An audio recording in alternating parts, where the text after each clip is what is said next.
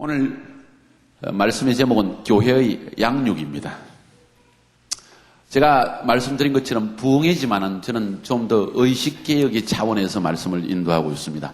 다음번에 부흥회를 인도할 기회가 있으면 좀 다른 차원에서 정말 여러분이 기대한 부흥회가 되도록 하겠습니다. 그러나 첫 부흥회는 저는 항상 의식개혁의 차원에서 교회가 어떠해야 될 것인가 하는 면에서 말씀을 전하지 않을 수가 없습니다.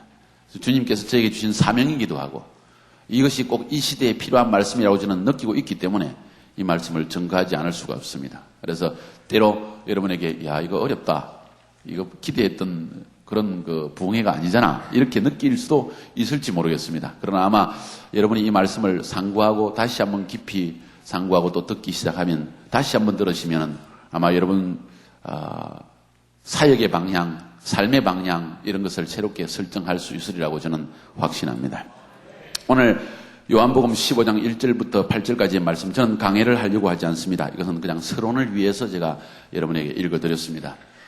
주님의 최종 목표는 그리스도를 알지 못하는 사람이 주님을 만나게 되고 그리고 그리스도 안에 거하여서 열매를 맺는 삶을 살기를 지극히 원하십니다. 많은 사람들이 세속에 빠져드는 이유가 있다면 그것은 아직 그리스도 만나고 또 그리스도 안에 거하는 삶에까지 이르지 못했기 때문입니다. 많은 크리스찬들이 많은 기도를 드리고 많은 일을 위해 주님을 한다고 하면서도 여전히 세속적인 의식 속에 살아가는 이유는 그리스도 앞에서 온전한 헌신이 되어 있지 않기 때문입니다. 내 말이 너희 안에 거하고 너희가 내 안에 거하면 무엇이든지 구하라. 우리는 무엇이든지 구하라는 말은 좋아하지만 하나님의 말씀에 순종하는 삶은 그렇게 원치는 않는 것 같습니다. 성령님 우리에게 주시는 음성에 온전히 순종하기보다는 내가 원하는 것을 주님께 부탁하고 그리고 요구하는 그런 얕은 신앙인의 삶을 살 때가 많이 있는 것 같습니다. 마치 주님은 나를 위해서 존재하는 분이에요. 사실은 우리가 주님을 위해 존재하는 사람들이에요. 다 옳은 말입니다. 주님은 우리를 위해 존재하십니다. 우리를 사랑하시기 때문에 죄인을 구원하기 위해서, 약한 자를 고치기 위해서. 그러나 그 첫 번째 단계를 지나가서 그 다음에 주님은 우리에게 요구하십니다. 아브라함에게 축복을 약속하셨지만은 어느 때가 이르렀을 때 하나님의 온 인류를 향하신 넓은 마음은 이삭을 나에게 바치라고 말씀하시는 거예요. 가장 귀한 것을 나에게 드려라. 헌신하라는 것입니다. 내 말이 너희 안에 거하면, 너희가 내 안에 거하면 그 다음에 무엇이든지 구하라. 열방을 너에게 주리라.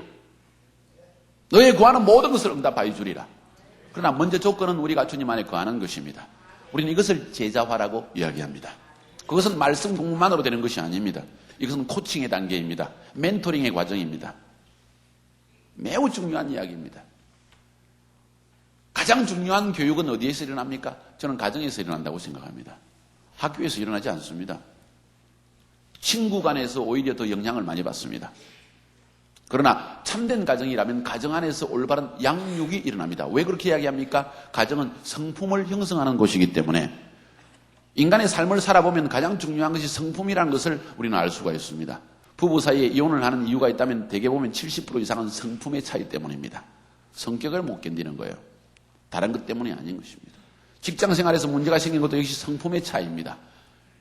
우리 교회에서 구역 이야기를 제가 해드렸습니다. 1050개의 구역이 있는데 많은 구역이 새롭게 만들어졌다가 새로운 구역이 또 많은 구역이 또 죽어집니다. 왜 죽어지는가? 이유를 살펴보니까 거의 90% 이상 전부 다 구역장의 성격 때문에 그래요. 온전치 못해요. 수용력이 없습니다. 넓은 마음이 없습니다. 주님의 심정이 아직 미치지 못했습니다. 그렇기 때문에 문제가 일어날 때 해결 능력이 없는 것입니다. 성품은 모든 문제를 해결하는 아주 근본 기초입니다. 그래서 그리스도 안에서 제자가 된다는 것은 그리스도의 성품을 닮아간다는 것이요, 내 마음이 주님께 더 가까이 나아간다는 것이고 주님의 마음이 내 속에 더 가깝게 느껴진다는 것이고 주님의 뜻이 나의 뜻이 되어진다는 것을 의미하는 것입니다. 이것을 제자와의 과정이라고 이야기합니다. 그것은 관계 속에서 일어나는 것입니다. 그래서 예수님께서 12제자를 부르시고 예수님은 다른 것을 한 것이 아니라 12제자를 불러서 함께 있게 하시려고 불렀다고 그랬습니다. 마가복음 3장 13절에 보니까 12제자를 부르셨는데 자기가 원하는 자를 부르셨다고 그랬습니다. 그 말은 주님의 말을 들을 수 있는 사람, 영어로 표현하면 teachable man. 내가 가르치면 그 가르침을 받으려고 하는 준비가 되어 있는 사람, 그걸 teachable 하는 사람이라는 거예요. 내가 가르치려고 하는데 자기가 잘나가지고 자기가 판단하고 있어. 그럼 어떻게 제자가 될 수 있겠냐는 거예요. 수많은 사람들이 있었지만 예수님은 다른 사람을 뽑지 않으시고 티처블 한 사람, 내가 가르치면 들을 수 있는 귀가 있는 사람, 마음이 순종적이고 겸손한 사람, 그 사람을 예수님이 뽑으시고 그 12명 제자를 부르셨는데 그 목적은 함께 있게 하시려고. 왜 함께 있습니까? 함께 있어야만 삶을 배울 수 있기 때문에. 그렇지 않습니까? 안드레를 불렀습니다. 나를 따르라. 와보라. 함께 거하자는 것입니다. 삶을 나누어 보자는 것입니다. 한 번, 두 번 만나서는 그 사람의 본성을 알 수가 없습니다. 결혼하고 나서 왜 실망합니까? 데이트할 때는 최대한 잘하거든요. 여자들도 아주 예쁘게, 매너 있게, 남자들도 있는 것 모든 다 해서 다 줄 것처럼 하다가 결혼 딱 하고 나면 달라진다는 얘기예요. 이것이 문제라는 거예요. 여기서 죄인의 냄새가 나기 시작하고 본성이 드러나기 시작할 때 문제가 일어나는 것입니다. 제자화가 필요하다는 이야기예요. 같이 살아봐야 합니다. 그래서 예수님은 같이 살기 위해서, 지속적인 관계를 형성하기 위해서, 관계 속에서 가르치기 위해서, 그래서 부르신 거예요. 12제자를 불러서 3년 6개월 동안 사역 현장에서 함께 사역을 합니다. 귀신 쫓아내는 것도 보여주시고, 문둥병자 걸린 자를 민망히 여기는 마음을, 그 얼굴 표정과 그 말의 톤과 그들을 대하는 예수님의 그 모든 태도들을 보면서 제자들은 자라나기 시작한 거예요. 먹을 것이 없고 목이 마를 때 예수님께서 기적을 일으켜서 무리들을, 군중들을 먹이시는 모습을 쳐다보면서 하나님은 많은 어려움 가운데에서도 우리에게 반드시 우리의 삶을 보호해 주시고 먹여주시고 입혀 주시고 인도하시는 분이라는 확신을 저희들에게 주신 거예요. 이것은 말로만 가르친 것이 아니에요. 가르침과 함께 삶을 보여주신 것입니다. 삶의 직접적인 고난을 당하면서 그 삶 속에서 예수를 믿는 삶이 무엇인가, 전능하신 하나님을 믿는다는 것이 무엇을 의미하는 것인가. 제자들이 물었습니다. 우리가 어떻게 해야 하나님의 일을 하리까? 예수님께서 대답하셨습니다. 하나님의 보내신 자를 믿는 것이 하나님의 일이니라. 요한복음 6장에 말합니다. 기가 막힌 이야기 아닙니까? 우리는 일을 하려는 경향이 있어요. 뭔가 성과주의로 나가려는 경향이 있습니다. 그런데 주님은 말씀하시기를 하나님의 아들을, 하나님이 보내신 자를 믿는 것이 하나님의 일이니라. 믿을 수 있기를 주의 이름으로 축원합니다. 믿음을 통해서 하나님의 기적을 체험할 수 있기를 바랍니다. 아주 깊은 믿음, 아주 완벽한 믿음을 가지는 그 과정을 우리는 제자화의 과정이라고 이야기합니다. 온전한 신뢰, 하나님에 대한 온전한 신뢰, 주님이 말씀하신 것을 하나님이 이루신다는 것을 완전히 100% 신뢰하는 것, 그것을 우리가 제자가 된다는 것을 의미하는 거예요. 그 과정입니다. 그래서 때로 연단도 주십니다. 제가 독일에서 6년 동안 연단을 받을 때 둘 다 부유한 집안에서 자라났는데 갑자기 모든 것이 끊어져 버렸습니다. 그리고 주님 앞에 엎드려 기도합니다. 하나님께서 말씀하십니다. 내가 너희들을 연단하고 있다는 겁니다. 정말 죽도록 힘들었어요. 잘 살다가 돈이 없으면 미칠 것 같습니다, 여러분. 없는 사람이 없는 거는 맨날 그랬으니까 괜찮은데 식모를 데려다 놓고 아파트를 사주시고 차를 사주고 마음대로 하다가 어느 날 예수 믿는 것 하나 때문에 싹 다 끊어져 버렸어요. 비행기를 타고 서울을 왔다 갔다 하면서 교수에게 피아노 교습을 배우던 저희 와이프가 갑작스레 방 하나 살 수 있는 돈이 없어져 버렸어요. 어떻게 할 겁니까? 하나님은 그것을 통해서 우리 속에 감추어진 연약함을 드러내시고 그것을 강하게 하는 과정을 만들어 주시더라고요. 그리고 주님만을 100% 신뢰하게 하시는 거예요. 사람을 의지하지 마라. 상황에 흔들리지 마라. 내가 전능하신 하나님으로 내가 너를 먹이며 내가 너를 인도하겠다는 겁니다. 과연 주님은 그렇게 약속하신 대로 해주셨습니다. 더 풍성한 은혜를 주신다고 저는 확신하고 있습니다. 얼마나 감사한지 몰랍니다. 필요한 모든 것을 채워주십니다. 사람들이 그래요. 김남성 목사님은 선교사님인데 양복도 좋은 거 입고 다니고 모든 것이 너무 좋네요. 그래서 예, 좋습니다. 왜냐하면 양복 전부 우리 성도님들이 다 사준 거예요. 내가 입고 싶은 거 못 입어요. 어떤 데는 중국산도 사주고 어떤 데는 한국 것도 사주고 차도 사주시고 넥타이도 사주시고 신발도 사주시고 모든 것 사주시니까 이제는 정말 은혜로 사는 사람이에요. 내 힘으로 사는 게 하나도 없어요. 필요한 모든 것을 채워주십니다. 하나님의 은혜입니다. 따라합시다. 하나님의 은혜입니다. 그래서 진정한 제자가 되어지고 나면 그 은혜가 날이 갈수록 새롭습니다. 더 깊어집니다. 더 넓어집니다. 감사가 넘치게 되어 있습니다. 도대체 하나님이 살아계신 것을 안다는 것이 이렇게 축복인 줄 알 수만 있다면 우리가 왜 전도하지 않겠습니까? 예수 믿으세요. 논리가 아닙니다. 삶입니다. 풍기는 것입니다. 예수 믿으세요. 예수 믿으면 하나님께서 모든 우리가 상상치 못하는 삶의 저주에서 우리를 해방시켜 주십니다. 상상하지 못하는 세계를 열어주십니다. 이것이 바로 제자와의 과정입니다. 제가 한국에서 거듭났고 통합척교회 그리고 광나루 그러니까 우리 영락교회 척신대원을 신학대학원을 가고 졸업을 하기 전에 하나님께서 저를 빼주셨어요. 왜 뺐는가? 독일에서 6년 동안 신학 공부를 했습니다. 박사과정을 하고 그것도 마치지 않았어요. 참 하나님은 신기하신 분이에요. 저를 교만하지 않게 하시려고. 신대원을 다닐 때 과정을 마치지 않고 빼주셨어요. 그래서 지금 생각해 보니까 우리 하나님은 완벽한 계획을 가지고 계셨더라고요. 제가 너무 전통과 교단과 의식과 형식에 얽매이지 않게 하기 위해서 주님만을 온전히 의지하게 하시려고. 박사과정이 다 끝나가는데 하나님이 알마타로 가라고 카자흐스탄 구소련으로 가라고 콜링을 딱 오는데 거부할 수가 없었어요. 이미 박사과정은 거의 끝나는 과정에 있었습니다. 거부할 수 없는 하나님의 콜링입니다. 때로 하나님께서는 이삭을 바치라 말씀하십니다. 정말 귀중한 것. 저희 사모는 제가 박사 받는 그거 하나 때문에 모든 것을 다 포기했거든요. 자기도 거기서 교수님께 피아노 교습을 하고 그리고 콘ser바토리움을 졸업하기 위해서 준비를 하고 있는 과정 속에 저부터 먼저 마치고 자기가 하겠다고 해서 저에게 모든 것을 양보하고 모든 것을 제가 공부할 수 있도록 배려를 했는데 물론 물질도 없어서 어려움을 겪었지만 그런데 그것이 끝나갈 즈음에 하나님께서 콜링을 주시더라고요. 알마타로 가라. 너무나 세 번 분명하게 네 때가 이르렀다. 이제 가라. 내가 다 준비해 놓았으니까 가라. 가보니까 하나도 준비된 것 없더라고요. 외적으로. 추수는 준비되었어요. 하나님은 그렇게 이기적이신 분이세요. 그런데 당신의 뜻을 성취하기 위해서 그렇게 하시는 겁니다. 순종해서 거기에 들어가고 나니까 하나님께서 얼마나 큰 축복을 주셨는지 모릅니다. 사랑하는 성도 여러분들, 주님을 신뢰하시기 바랍니다. 그래서 독일에서 6년 생활을 하고 신학 공부를 하고 그리고 알마타에 들어가서 사역의 경험도 없이 하나님의 사역을 시작했습니다. 그런데 하나님께서 얼마나 복을 주신지 여러분 선교지에 있는 것이 엄청난 축복입니다. 하나님의 은혜로 정말 밤낮을 가리지 않고 사역을 했더니만 몇 년 되지 않아서 1000명을까지 성장하고 2000명으로 성장하니까 전 세계에 있는 유명한 정말 성령으로 충만한 유명한 강사들은 기름 부음이 넘치는 하나님의 사역자들은 전부 자기들이 전화를 걸어서 패스터 킴 당신 교회 가서 좀 사역을 하고 싶은데 그래도 좋겠냐고. 저는 누가 누군지도 몰라요. 저는 우물안 깨구리처럼 알마타있지만 축자사사 사역만 하다가 정말 이름 있는 분이 전화를 거는데도 남들은 다 아는데 저는 몰라요.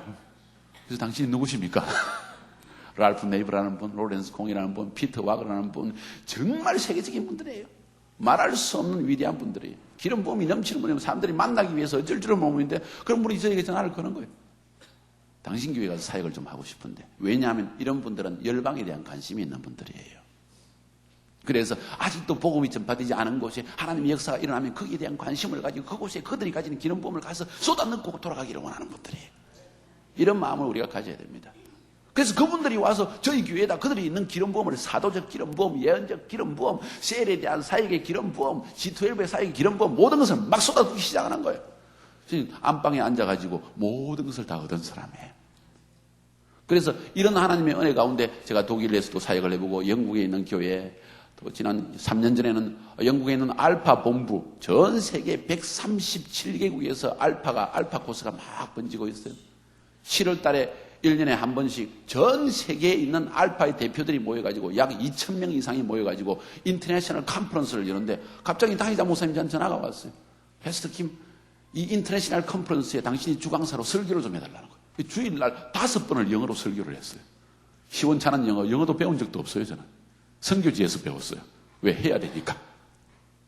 그래서 전 사람들이 다 모인 가운데 전 흑백의 모든 총칼라색의 사람들이 큰 집회에서 하나님께서 그런 은혜를 또 베풀어 주시더라고요.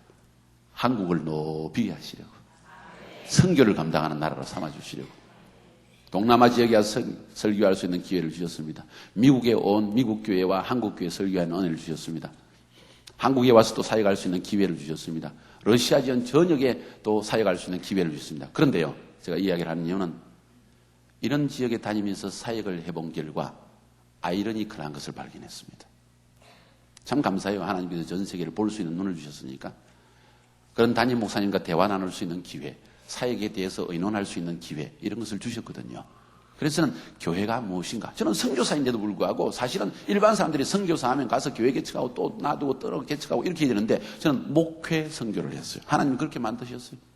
가자마자 한 명 데리고 교회부터 시작하셨어요. 지금 큰 교회를 만들고 모델 교회를 형성하라는 감동을 주셨어요. 선교사님들이 다 가서 교회를 개척하는데 한 번도 교회를 해본 경험이 없는 사람이 선교대상 되는 사람들이 있어요. 그건 난센스 아닙니까? 만약 교회가 무엇인지 보여주는 사람이 없다면 현지인들이 어떻게 교회를 인도하겠어요? 그래서 하나님께서 마음에 감동을 주시기를 너는 선교지에서 현지인들이 일어날 때 교회가 무엇인지를 보여줄 수 있는 모델 교회를 세워라. 강하고 큰 교회를 세워라. 그래서 그들에게 소망을 넣어주라. 교회는 이렇게 하는 것이다. 어불성설이죠. 제가 그렇게 다 할 수 있다는 이야기가 아니라 너의 힘을 다하여 하나님의 교회가 어떤 것인지를 보여줄 수 있는 모델 교회. 그래서 그 지역 전체에 있는 모든 사역들, 수천의 교회들이 교회 사역은 이렇게 하면 되겠다는 것을 볼 수 있도록 도움을 주라는 것이에요. 저는 그게 사명을 걸었습니다. 저의 인도하신 하나님의 콜링으로 저는 받아들였습니다. 그런데 전 세계를 다니면서 깨달은 한 가지 참 모순점을 발견했습니다. 무엇인가 아니에요. 어느 교회 갔더니 담임 목사님 말씀하신다. 미국에 있는 한 교회인데 목사님 우리 교회는 전도의 생명을 걸은 교회입니다. 그래서 전 교인들이 일주일에 3번씩 나와가지고 아침에 기도하고 거리에 나가서 전도하고 사역일을 배우고 전도 복발을 가르쳐가지고 사람들을 1대1로 만나서 전도 복발을 통해서 구원하고 너무나 열심으로 사역하는 교회입니다. 어우 감사했습니다. 야 목사님. 그래서 그 목사님 자랑하기를 한 주에 약 몇백 명씩 새신자가 들어오고 그들을 통해서 엄청난 기쁨이 교회 안에 넘친다는 거예요. 그래서 와 목사님 교회가 엄청나게 성장하겠네요. 교회가 갈수록 성장하는데 건물은 어떻게 합니까? 모자라서 그렇게 새신자가 자꾸 들어오면. 그랬더니 들어오긴 들어오는데 교인 수는 그대로라고. 아니 왜요? 아니 새신자가 그렇게 많이 들어오는데 왜 그렇습니까? 글쎄요. 전도 많이 하는데 사람들이 자꾸 들어오는 문도 열려있는데 나가는 문도 열려있는 것 같아요. 전도는 했지만은 갓난아이에게 우유만 물려주고 평생 우유만 자꾸 먹이고 있으니까 그래요. 그 다음 단계를 하지 않아서 그렇다는 거예요. 어떤 교회는 제가 참석해 보니까 이런 이야기를 하더라고요. 자기 교회는 제자와의 생명을 건 교회라는 겁니다. 전형적인 제자와의 교회. 우리가 말하는 전통적인 제자와는 교회. 그래서 어떻게 합니까? 우리는 제자와 1단계 졸업장 주고 2단계, 3단계 졸업장 주고 계속 성경 공부한다는 것입니다. 우리는 성경 공부에 생명을 걸었습니다. 제자와의 생명을 걸었습니다. 1단계는 뭘 가르치고 2단계는 뭘 가르치고 1단계는 교리를 가르치고 2단계는 성령론과 기타 중요한 교리를 가르치고 3단계 넘어가면 이제 성경을 창세기부터 쭉 가르치고 4단계는 뭘 가르치고 막 많이 늘어놓습니다. 그래서 와우 정말 성도님들이 대단하게 돼요. 사역 열심히 하겠습니다. 근데 알고 보니까 성도님들은 사역하지 않아요. 또 배우기만 하려고 그래요. 자꾸 다음 코스가 뭡니까? 또 다음 코스가 뭡니까? 교회도 성장하지 않아요. 왜냐하면 새신자들을 위한 배려가 없기 때문에. 전도의 배려가 없기 때문에. 어떤 교회는요. 저를 파송한 교회가 사실 좀 그렇습니다. 은혜교회인데요. 엄청나게 선교사를 파송했습니다. LA에 있는 은혜 한인교회 김광신 목사님이 요 10여 년 동안에 선교사만 단일 교회가 풀스포트 하는 160명 선교사를 파송했어요. 한 부부도 아니고 160명을 파송했다는 거예요. 풀스포트를 하는 거예요. 그런데 충분한 양육을 하지 않았어요. 헌신은 엄청나게 되어 있습니다. 이 160명의 선교사가 전 세계에 흩어져 있습니다. 14년 동안 구소련 지역에 교회를 1700개를 만들었습니다. 이 연예교회 한 교회를 통해서. 아프리카 케냐 지역에 약 지금 9년 정도 사역 통해서 800개가 넘는 교회를 세웠습니다. 월남의 지하교회를 통해 가지고 약 700개 교회가 또 세워졌습니다. 중국은 말할 것도 없습니다. 계산도 할 수 없습니다. 중국에 들어간 선교사 지금 벌써 16년째 되었으니까요. 은혜교회 파송한 선교사가. 약 8,000개 정도 교회가 해당된다고 합니다. 그러니 말로 할 수 없는 일본에 신학교를 열었습니다. 일본 사람들을 배출합니다. 교회를 개척합니다. 아르헨티나에 신학교를 열었습니다. 거기에 있는 현지인들을 배출합니다. 엄청난 사역들을 합니다. 그런데 본교회가 자꾸 줄어들어요. 왜? 양육을 하지 않았기 때문에. 전부 다 선교사로 가고 장로님들 다 선교사로 가버렸어요. 안수 집사님, 최 장로님 되기 전에 다 또 선교사로 나갑니다. 파송 다 하네. 그런데 준비가 완전히 되지 않았기 때문에 그 중에 많은 분들이 엄청나게 수고함에도 불구하고 수고한 만큼의 열매를 거두지 못하는 분들도 있다는 사실. 그래서 저는 깨달았습니다. 교회는 제자 양육의 단계를 명확히 해야 한다. 동의하십니까? 제자 양육의 단계가 있다는 겁니다. 한 사람이 영혼이 태어나게 될 때, 어린아이가 태어날 때 어린아이의 수준에서 그들에게는 젖을 먹여야 되는 거예요. 젖을 먹고 있다가 좀 더 자라고 나면 그 다음에 죽을 먹이기 시작합니다. 밥을 먹이기 시작합니다. 나중에는 고기도 먹이기 시작합니다. 이처럼 모든 사람에게 성장 단계가 있는 것처럼 영의 세계에도 성장 단계가 있다는 겁니다. 그래서 제자를 만들기 위해서 성급하게 하루아침에 제자가 되는 것 아니에요. 단계가 필요하다는 것입니다. 동의하십니까? 그래서 우리 G12 사역에서는 예수님의 12지작을 사역을 하는 교회들은 전 세계에 지금 흩어져 있는데 영국에도 런던에 약 10,000명이 넘는 교회를 하고 있는 교회가 있습니다. G12 교회가. 미국에는 또 베다니 월드 프레이 센터 가지고 전 세계 템포리 윈도우의 미전도 종족을 위한 프로파일을 $200만 들여가지고 만들어내고 전 세계에 공급한 이 베다니 월드 프레이 센터라는 교회가 있습니다. 레리 스탁스리라는 당회장 목사님 저하고 친한데 이분이 또 미국 지역에서 G12 사역하는데 약 10,000명이 넘는 교회를 인도하고 있습니다. 미국 교회로서. 싱가포르의 로렌스 공 목사님 드디어 G12 사역을 시작했고 그 이외에 전 세계에 유수한 큰 교회들이 G12 사역을 하고 있는데 전부 다 동일한 이 교회 양육의 4단계를 함께 하고 있습니다. 그래서 그 4단계를 여러분에게 말씀드리려고 합니다. 교회 양육이 체계적으로 되어져야 합니다. 그래야만이 정상적인 성장을 볼 수가 있습니다. 첫 번째 단계가 뭘까요? 영어로 하면 win입니다. win. 따라합시다. win. 영혼을 구원하라는 것입니다. 구하라는 것입니다. 얻으라는 것입니다. 주를 위해서. 구원 단계라고 이야기합니다. 혹은 전도 단계라고 이야기할 수 있습니다. 전도를 통해서 영혼을 구원하라는 것입니다. 두 번째 단계는 consolidate. 이 말은 강화하다, 확립하다. 다시 말해서 지금 구원받은 심령들이 그 사람의 구원이 지속된다는 보장이 없어요. 여러분. 장로교회에서는 하나님께서 구원하신 인간은 절대로 그 구원을 잃어버리지 않는다고 이야기하지만 실제적으로 보니까 구원받았다고 분명히 예수를 뜨거운 눈물로 흘리면서 영접했는데도 불구하고 구원을 잃어버린 사람이 있더라는 사실이에요. 그래서 확립하는 일이 필요하다. 구원을 강화시켜주라. 구원을 확립시켜주라는 것입니다. 구원을 더 확신할 수 있도록 만들어주라는 것입니다. 그것을 컨솔리데이션이라고 얘기합니다. 확립하는 단계. 따라합시다. 확립 단계. 세 번째 구원을 확립할 뿐만 아니라 이제는 제자화의 단계에 들어가 있는 그것을 디사이플, 제자화 단계라고 얘기합니다. 말씀을 가르치고 멘토링하고 코칭을 통해 가지고 점점 내가 영적 아비가 되어서 영적 자녀된 12지자를 데리고 그들에게 하나님 말씀을 가르치고 성품을 변화시키는 과정, 기도를 통해서 응답받는 과정, 이 모든 것을 또 말씀을 가르쳐 가지고 말씀 안에 거하는 삶을 살 수 있도록 도와주는 일, 이것을 제자화 단계라고 얘기합니다. 네 번째 단계는 send, 따라합시다. send. 파송 단계라고 얘기합니다. 혹은 사역 단계라고 이야기합니다. 평신도로 하여금 드디어 제자화가 되어졌으면 사역해 하려고 하나님께서 제자화 시키는 거예요. 사람을 치유하라는 겁니다. 신방을 통해서 그들을 위로해 주라는 것입니다. 말씀을 가르치라는 것입니다. 구역장이 되어서 구역을 인도해 보라는 것입니다. 이 모든 것은 샌드에 속한 것입니다. 사역하는 것입니다. 사회 속에 들어가라는 것입니다. 고아원 사역도 해보라는 것입니다. 노숙자 사역도 해보라는 것입니다. 섬김을 해보라는 것입니다. 모든 성도는 사역자로서 커야 된다는 것입니다. 이 4단계를 거쳐야 된다. 따라합시다. 구원 단계, 확립 단계, 제자화 단계, 마지막 파송 단계. 이 4단계를 거쳐서 성도들을 세우기 시작할 때 성도들의 몸이 온전해질 수 있다는, 그리스도의 몸이 온전해질 수 있다는 것입니다. 첫 번째 한 단계를 살펴봅시다. 구원 단계. 따라합시다. 구원 단계. 사람을 구원하는 데 있어 우리가 참 잘못된 인식이 있습니다. 자, 또 의식계획의 차원이 들어갑니다. 오늘날 우리가 전도에 대해서 사람을 구원하기 위해서 전도할 때 우리는 방법론으로 전도하려고 합니다. 잘 들으십시오. 방법론으로 전도하려고 합니다. 무슨 이야기입니까? 우리는 사역리를 달달 외워가지고 전도하려고 합니다. 전도 폭발의 모든 단계를 배워가지고 몇 주에 걸쳐서 그걸 훈련하고 암송하고 그래가지고 결국은 사람을 전도해 보려고 합니다. 저는 그것을 논리적 전도 방법이라고 얘기합니다. 좀 기독교 역사를 살펴보면은 유럽 지역에서 계몽주의가 나타나기 시작해가지고 인간의 이성을 존중하는 시대가 찾아왔습니다.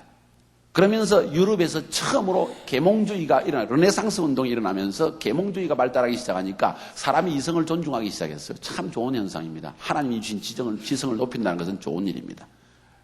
그 결과 세워진 것이 대학이 세워졌는데 대학의 철학과 의학과 그리고 법학과 그리고 신학과 이 4개의 과목이 만들어졌어요.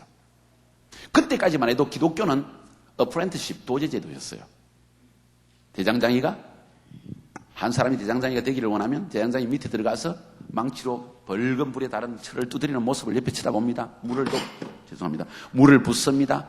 다시 또 달굽니다. 또 붓습니다. 이런 과정을 거쳐서 저렇게 해서 칼을 하나 만드는구나 하는 것을 체험을 통해서 눈으로 보고 함께 동참하면서 배워나갔는데 그 이후로부터 대학이 세워지고 나니까 강의실에서 그걸 가르쳐. 첫 번째 이렇게 하라. 두 번째 물을 붓는다. 세 번째 뭘 하라. 이런 식으로 가르치기 시작하는 거예요. 다시 말해 이성적으로 모든 것을 해결하려는 경향이 생겨났다는 거예요. 자, 이렇게 되니까 그때까지만 해도 기독교는 삶을 통하여서 훈련되어지는 종교였는데 그 다음부터는 지식으로 훈련되어지는 종교로 전락을 했습니다. 그 결과 신학교가 생겨났죠. 그 병폐가 무엇입니까? 신학교에 들어가면 처음에 신앙이 뜨거워서 들어가면 목사였는데 2학년 되면 장로님 집사님 되고 3학년 되면 평신도 됐다가 4학년 돼서 나올 때는 신앙 다 까먹고 나온다 그래요. 이게 웃을 일이 아니에요. 제가 신학교 다닐 때 동합적 들어갔는데 신대원을 들어갔는데 신학대학원에서 교수님 한 분이 구약을 가르친다는 분이 이스라엘에서 공부를 하고 왔대요. 그러면서 수업 시간 중에 하는 이야기가 꼭 예수를 믿어야 구원받는다는 보장이 어디 있느냐. 불교는 자기의 구원이 있고 다 나름대로 구원이 있는데 너무 독단적으로 하면 안 된다고. 우리는 막 완전히 깜빡쳤어요. 세상에 저런 사람이 어떻게 교수가 된다. 그래서 나이 들어서 연세가 들어가지고 신학을 시작한 분이 얼굴이 막 벌개져가지고 수업을 마치고 나서 교수기 맞박에다가 안수를 해야 되겠다고 막 그런 일이 되어버렸어요. 이성주의가 앞서기 시작한 거예요. 그래서 유럽에서 왜 자유신학이 일어났습니까? 성경이 잘못되었고 이것은 하나님의 말씀이 아니고 후대에 첨가한 것이고 이건 사람이 마가의 무슨 작품 누가의 무슨 편집론 뭐 온갖 것을 뒤섞어 가지고 하나님 말씀을 막 갈지갈지 찢어넣고 신학대학 교수치고 부활을 믿는 사람이 하나도 없어요. 독일에는. 웃기는 이야기 아닙니까? 제가 신학 공부 다 했으니까. 제 지도 교수는 그래도 유명한 사람이에요. 루터 전공자였기 때문에 교회사 전공이었기 때문에 신앙이 있었어요. 나머지는 다 엉망이었습니다. 무엇을 이야기합니까? 이성이 하나님의 직관과 진리를 대체한 거예요. 그 결과 신학교를 통하여서 참된 주의종이 만들어지기보다 잘못된 이성주의가 지배를 하기 시작한 거예요. 신앙은 사라지기 시작했습니다. 자, 왜 이야기 깊이 들어갑니까? 왜냐하면 전도 방법론에 있어서도 사람들이 마음에 컴패션을 가지고 동정심을 가지고 민망히 여기는 마음을 가지고 내가 주님을 만나보니까 예수 믿기 전의 삶이라는 것은 참으로 허무하고 참으로 절망적이고 하나님의 축복이 없는 삶이요 인도하심이 없는 참으로 보장 없는 삶이라는 것을 알았다는 거예요. 그렇습니까? 그렇지 않습니까? 예수 믿고 나서 분명히 그 차이를 인정하십니까? 그래서 저희 교회는 전도에 대해서 가르칠 때, 간증을 가르칠 때 예수 믿기 전에 당신은 어떤 사람이었고 어떤 경로를 통해서 예수를 믿게 되었고 예수 믿고 난 뒤에 어떻게 변화되었습니까? 이 세 단계를 분명하게 저는 이야기합니다. 변화가 있어요. 저는 감사하는 것이 주일날 저희들이 2명 내지 3명 간증자를 주일 설교 바로 전에 세우는데 이 간증자들의 입술에 옛날에는 하나님께 기도했더니 치유해 주셨습니다. 눈물을 흘리면서 감사합니다. 또 하나님께 기도했더니 방 2칸짜리 아파트가 4칸짜리로 바뀌었습니다. 또 박수치고 감사합니다. 다 좋습니다. 근데 저는 만족이 없었어요. 근데 요즘은 얼마나 기뻐하고 감사하는지. 왜냐하면 간증하는 사람들의 입술에서 이런 이야기 나옵니다. 내 성품이 이런 사람이었는데 주님을 영접하고 이 모든 단계를 거쳐가면서 하나님 앞에서 헌신하면서 내 성품이 잘못되어서 이런 일이 일어난 것을 발견했다. 한 80%가 전부 그런 이야기예요. 하나님이 나를 변화시켰다는 거예요. 남편이 나를 변화시켰고 아내인 나를 변화시켰다는 이야기예요. 한 번은 50살이 넘은 가장 아주머니 한 분이 나와서 간증을 합니다. 그러면서 이야기하기를 5살 때부터 담배 피웠대요. 덩치가 이렇습니다. 그리고 내 남편 저기 있는데 저 남편을 결혼하면서부터 매일 팼대요. 러시아 사람들은 여자들이 남자를 팹니다. 왜냐하면 남자들이 인생에 절망했어요. 스탈린 시대에 다 숙청당하고 머리 좋고 똑똑한 사람은 다 잡혀 죽었죠. 2차 대전 때 다 죽었죠. 아프간 전쟁에서 죽었죠. 끊임없이 감시체계에 살아가죠. 똑똑한 사람은 자기를 감춰야 됩니다. 그러다 보니까 비관해서 술 마시고 되는 대로 인생을 내버린 거예요. 그런 남편들을 쳐다보면서 술 취하고 오는 사람을 때립니다. 그래서 남자기만 하면 나하고 살아달라고 했지만은 남자가 필요하니까 같이 살아보니 절망적인 거예요. 이래서 여자들이 남자를 패는 거예요. 그 50살 된 그 가자 아주머니가 그러는 거예요. 그러면서 내가 예수 믿고 나서 알파 코스를 마치고 나서 성령 위크엔드를 마쳤는데 아이고, 성령님이 내 죄를 깨닫게 해주시는데 얼마나 회개인지 모른다는 거예요. 알파쿠스 끝나고 나서 저희들은 인카운터 수양이라는 것을 데리고 갑니다. 2박 3일 코스인데 인카운터에 참석하고 나서 자기가 얼마나 죄인 된 것을 다시 한번 깨닫고 깊은 회개를 했다는 거예요. 그 다음에 지도자 학교를 넣었습니다. 지도자 학교를 다니는데 거기에서 우리는 가정 세미나가 있습니다. 남자를 위해서 따로, 여자를 위해서 따로, 청년들을 위해서 따로. 청년들은 결혼 세미나예요. 10주간을 가르칩니다. 거기에서 남자의 역할이 뭔가, 여자의 역할인 뭔가를 배우면서 여자가 순종해야 되는 거구나. 그러면서 나와서 내가 하나님 앞에 잘못된 인생을 살았던 것을 고백합니다. 그러면서 정중하게 남편한테 여보, 내가 미안해. 변화가 있다는 겁니다. 얼마나 감사한지 모르는. 하나님은 변화를 원하십니다. 중요한 사실은 전도하는데 자꾸 방법론을 추구하려고 하기 때문에 진정한 전도가 되어지지 않는다는 이야기예요. 한 영혼을 쳐다볼 때 예수 믿지 아니할 때의 삶이 어떤 것을 우리가 분명히 볼 수 있다면, 느낄 수 있다면, 알 수 있다면, 체험했다면 어떻게 그 사람을 그냥 버려둘 수 있겠냐는 거예요. 그래서 영혼 구원은 우리의 마음에서 시작되어지는 것입니다. 동의하십니까? 에스겔서 37장을 한번 펴봅시다. 에스겔서 37장에 보면 구원받지 못한 불신자들의 상태에 대해서 이야기합니다. 물론 이 부분은 이미 예수를 믿는 이스라엘 백성들의 하나님을 떠난 영적 상태를 보여주는 것이지만 이것은 동일하게 믿지 않는 불신자들의 영적 상태를 동일하게 보여주는 것입니다. 여호와께서 권능으로 내게 임하사 37장 에스겔 37장 1절부터 14절까지 좀 깁니다. 그러나 읽어드리겠습니다. 권능으로 내게 임하시고 그 신으로 나를 데리고 가서 골짜기 가운데 두셨는데 거기 뼈가 가득하더라. 에스겔 골짜기의 마른 뼈들. 나를 그 뼈 사방으로 지나게 하시기로 본즉 그 골짜기 지면에 뼈가 심이 많고 아주 말랐더라. 하나님이 에스겔 예언자 선지자에게 보여주시는 거예요. 감동을 느끼게 하시는 거예요. 보라, 말랐다. 보라, 죽었다. 보라, 절망이다. 보라, 소망이 없다. 그가 내게 이르시되 인자야 이 뼈들이 능히 살겠느냐 하시기로 내가 대답하되 주 여호와여 주께서 하시나이다. 나는 알 수가 없습니다. 절망적입니다. 아무런 소망이 없습니다. 이 골짜기는 마른 뼈들로 가득 차 있습니다. 주님, 내 생각에는 불가능한 것 같습니다. 그때 주님이 말씀하십니다. 또 내게 이르기를 너는 이 모든 뼈들에게 대언하여 이르기를. 따라합시다. 대언하여 이르기를 너희 마른 뼈들아 여호와의 말씀을 들을지어다. 주 여호와께서 이 뼈들에게 말씀하시기를 내가 생기로 너희에게 들어가게 하리니 너희가 살리라. 너희 위에 힘줄을 두고 살을 입히고 가죽으로 덮고 너희 속에 생기를 두리니 너희가 살리라. 또 나를 여호와인 줄 알리라 하셨다 하라. 전도가 무엇인지 아세요? 선포입니다.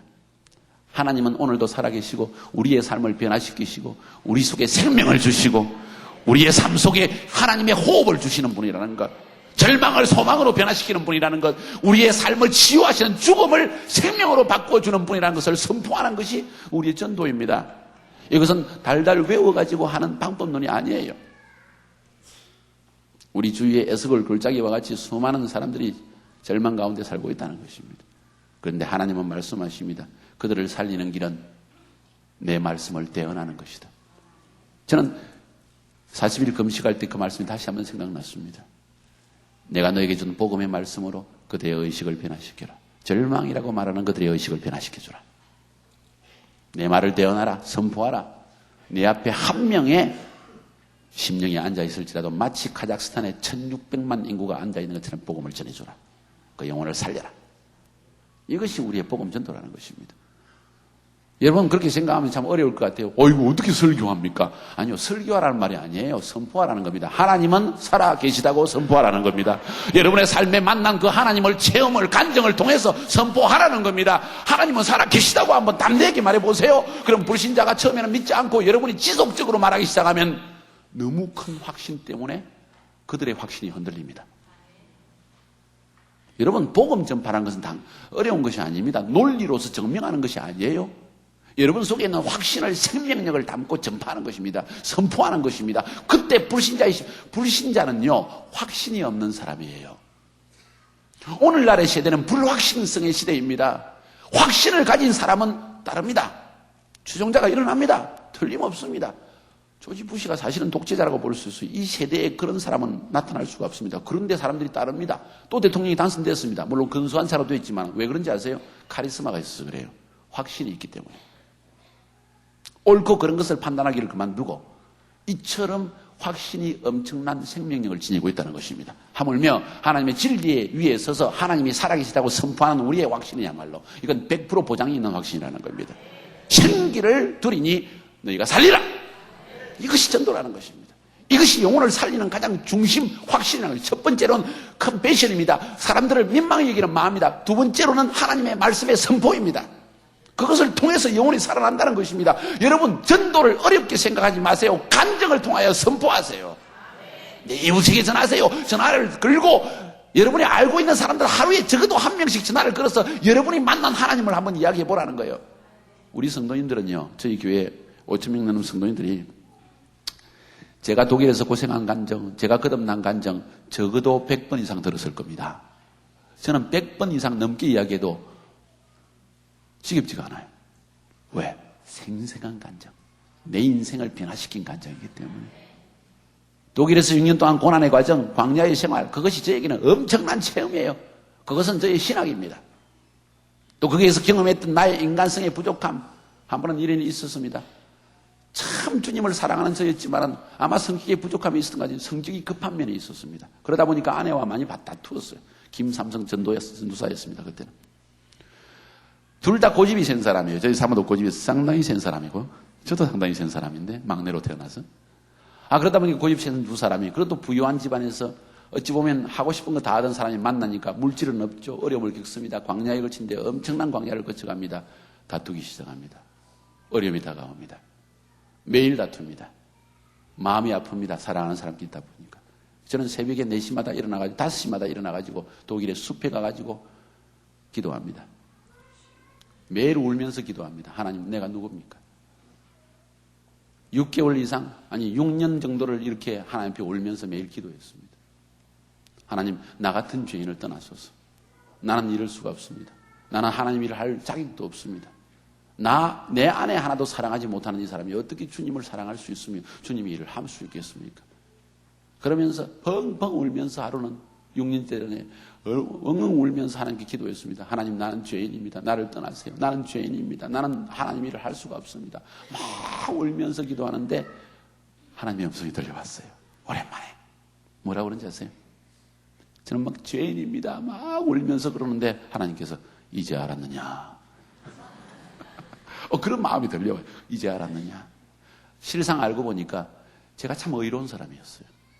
내 열심으로 하나님을 알려고 했고 성령으로 거듭나가지고 인생의 의미를 발견했고 기쁨과 충만한 가운데 하나님을 만났지만은 내가 죄인이라는 본질적인 죄인이라는 사실을 깨닫지만 그래서 하나님께서 그처럼 수고를 하신 거예요. 부부 사이에 매일 다투기 시작하면서 다른 관계 속에서가 아니라 바로 가장 가깝고 사랑하는 사이관계 속에서 내 자신이 죄인이라는 것을 깨닫게 해주신 거예요. 그날 아침에 저는 결심을 했습니다. 하나님, 일상의 어느 누구도 판단치 않겠습니다. 저는 죄인입니다. 인정합니다. 나는 죄인 중에 괴수입니다. 아무것도 자랑할 수 없는 사람입니다.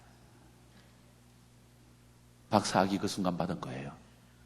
인간론에 대해서 저는 깨달은 거예요. 그것을 깨닫고 나니까 하나님께서 저를 선교사로 불러주시더라고요. 얼마나 중요한지 모릅니다. 그 다음부터 사람들을 쳐다볼 때 저 사람도 사도 바울이 로마서 7장에서 말하는 그 인간의 고뇌를 하겠구나. 오호라, 나는 공고한 자로다. 누가 나를 이 사망의 늪에서 구원하여 주랴. 내가 원하는 그것은 행치 아니하고 원하는 선은 행치 아니하고 원치 않은 악을 행하는도다. 본질적인 고뇌, 깊은 속에 있는 본질적인 인생의 고뇌, 하나님만 해결할 수 있어요. 그럼즉 그리스도 인하여 내가 감사하리로다. 율법의 모든 얽매임과 정죄에서 은혜의 성령으로 해방시키시는 주님의 복음을 발견한 거예요. 그날 사실은 복음을 바로 발견한 거예요. 그 이전에는 성령으로 거듭나서 그냥 천방지축으로 뛰었을 뿐이지 아직 나의 본질을 깨닫지 못했기 때문에 하나님의 은혜를 깊이 알았다고 볼 수가 없는 거예요. 타락할 수 있는 여지가 있는 사람이었다는 거예요. 그런데 하나님께서 깨닫게 해주신 거예요. 사람을 구원한다는 것은 사람에 대한 민망히 여기는 마음을 가지는 것이고 하나님의 말씀, 살아있는 하나님을 만난 그 체험을 선포를 통해서 하나님이 살아있다고 가르쳐주는 것입니다. 그때 그들 영혼 속에 죽었던 영이 살아나고 하나님 만남을 통해서 새로운 영적 변화가 일어나는 것이에요. 이것이 우리의 전도입니다. 그것이 없이는 우리의 영혼 전도라는 것은 여전히 방법 없는 추구입니다. 어떻게 하면 교회 성장할 수 있을까? 어떻게 하면 하나님 일을 더 많이 할 수 있을까? 이것은 일입니다. 하나님의 사역은 본질적으로 사람을 위한 것이고 사람을 통한 것입니다. 그래서 하나님은 우리의 마음을 준비하기 원하시는 거예요. 영혼에 대한 열정을 가지기를 원하시는 거예요. 자, 계속 읽어봅니다. 이에 내가 명을 조차 대언하니, 에스겔은 하나님의 약속의 말씀을 따라서 말씀을 선포했습니다. 하나님의 말씀을 선포하는 순간 명을 따라 대언하니, 대언할 때 소리가 나고 움직이더니 이 뼈, 저 뼈가 들어맞아서 뼈들이 서로 연락하더라. 내가 또 보니 그 뼈에 힘줄이 생기고 살이 오르며 그 위에 가죽이 덮이나 그 속에 생기는 없더라. 말씀은 선포했는데 아직 생기가 들어오질 않았어요. 성령이 임하지도 않았습니다. 또 내게 이르시되 인자야 너는 생기를 향하여 대언하라. 생기에게 대언하여 여기를 주 여호와의 말씀에 생기야 사방으로부터 와서 이 사망을 당한 자에게 불어서 살게 하라 하셨다 하라.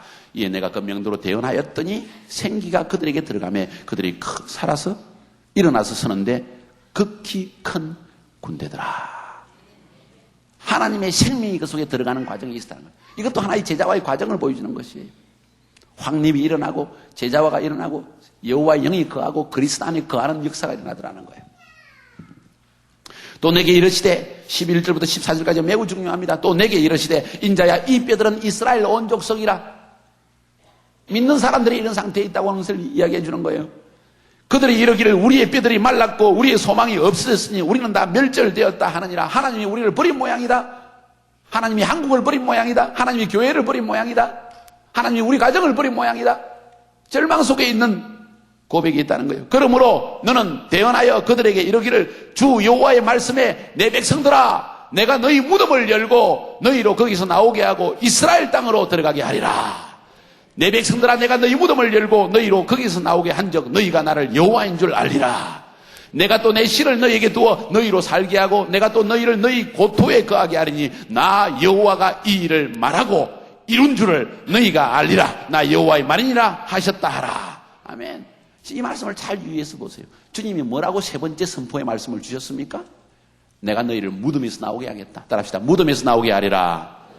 절망에서 죽음에서 낙담한 심령에서 나오게 해주겠다는 것입니다. 그 다음에 어디로 데려간다고 그랬습니까? 이스라엘 땅으로 인도하리라. 따라합시다. 이스라엘 땅으로 인도하리라.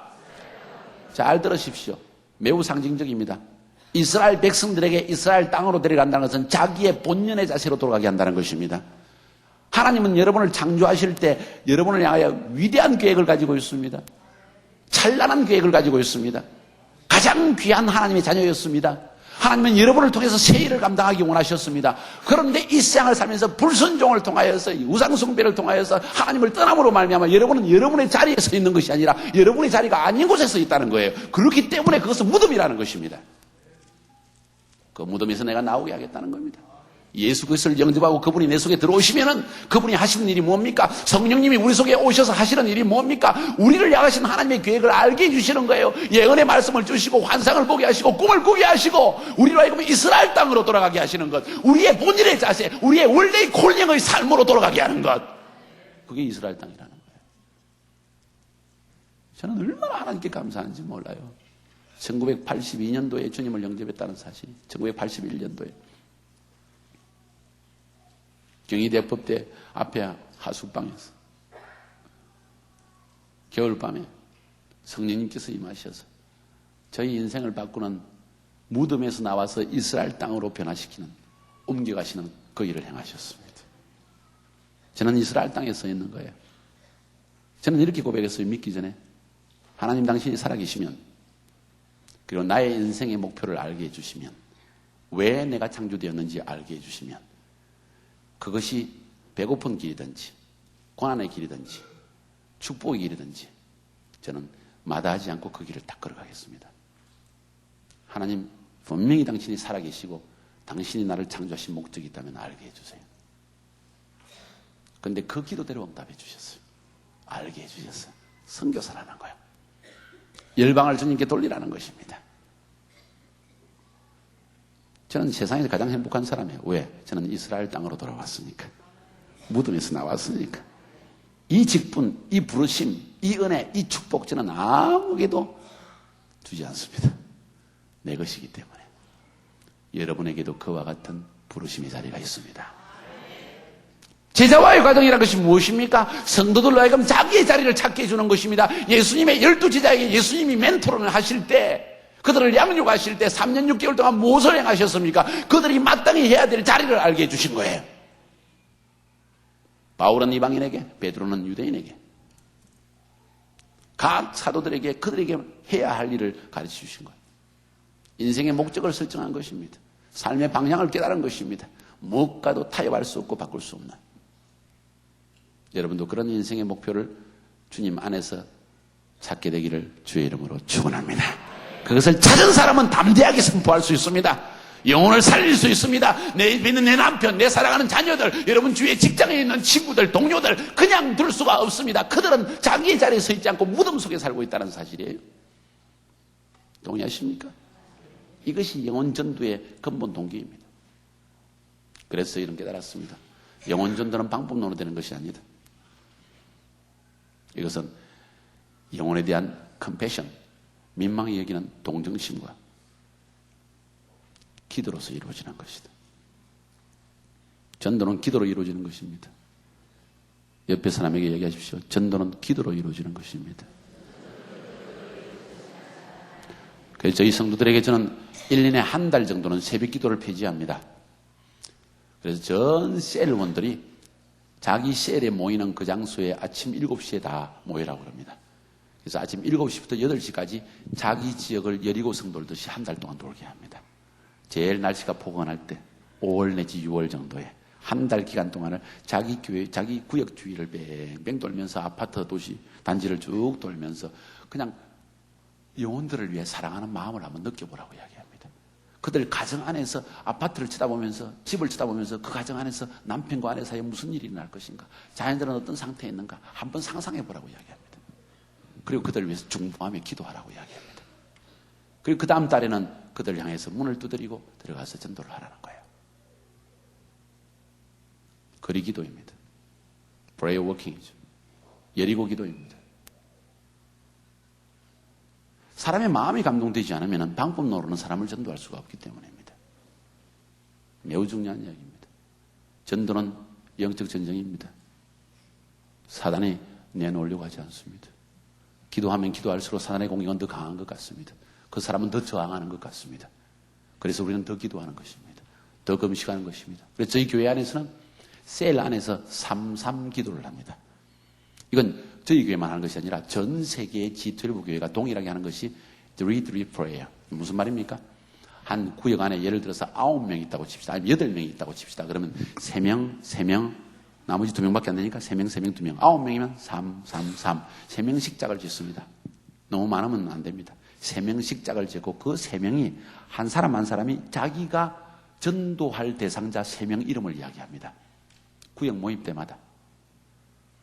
그래서 이 3명이 함께 손을 잡고 그 9명, 3명씩 이야기하는 9명을 넣고 하나님 구원해 주시옵소서 기도하는 거예요.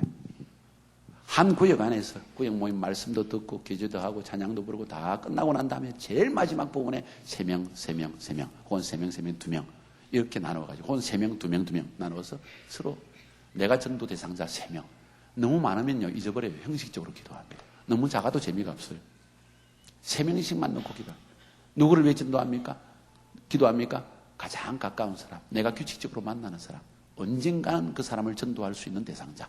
우리는 그것을 오이코스 대상자라고 합니다. 그 오이코스를 넣고 계속 기도하는 거예요. 저는 그렇게 가르칩니다. 6개월 이상 기도하라고 합니다. 한 달 가지고도 구원받는 거 별로 보지 못했어요. 6개월 이상 기도하라. 그리고 다음에 기도할 때 그 다음 주에 모여서 이 3명이 똑같은 사람이 모입니다. 또 바뀌지 않습니다. 그래야만 늘 인식을 9명의 이름을 기억하니까. 그래서 기도할 때 당신 그 3사람 놓고 기도했는데 기도에 변화가 있느냐고. 그럼 그 사람이 이야기합니다. 지난주에 이 사람이 내가 간증했는데 반응을 보이기 시작했어. 언젠가 한번 구역에 오겠다고 이야기하더라. 이 사람은 벌써 알파쿠스에 들어와서 지난주에 다 기뻐합니다. 함께. 우리의 기도의 열매라는 거예요. 규칙적인 기도라는 겁니다. 영혼을 향한 열망이 이 기도 가운데서 또 생겨나기 시작하는 겁니다. 3.3 기도입니다.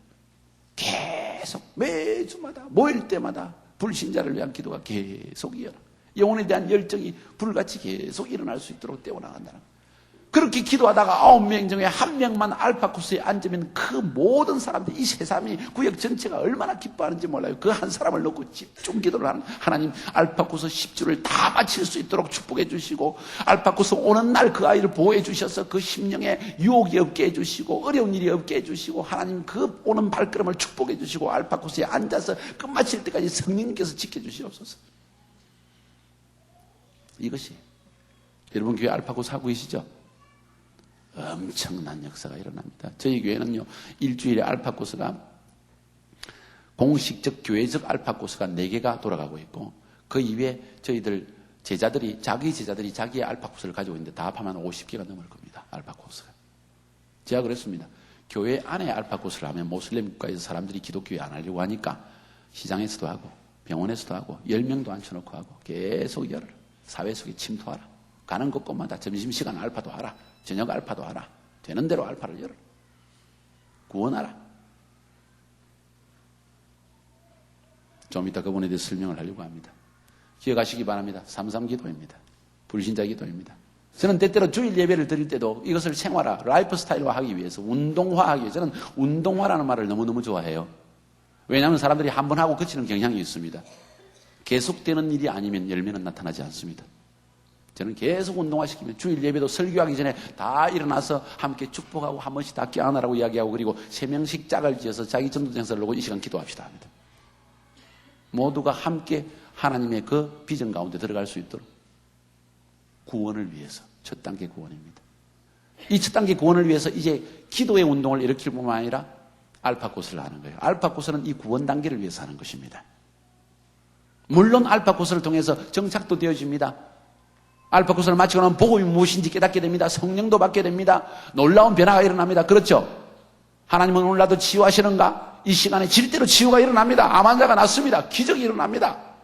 예수 믿은 지 얼마 안 된 사람이 테이블에 앉아가지고 옆에 불신자, 이제 참석한, 이제 거의 끝 맞춰가는 이 알파 코스에 있는 사람을 손을 얹고 기도했는데 이 사람이 허리가 아픈 사람이 나와버렸다는 거예요.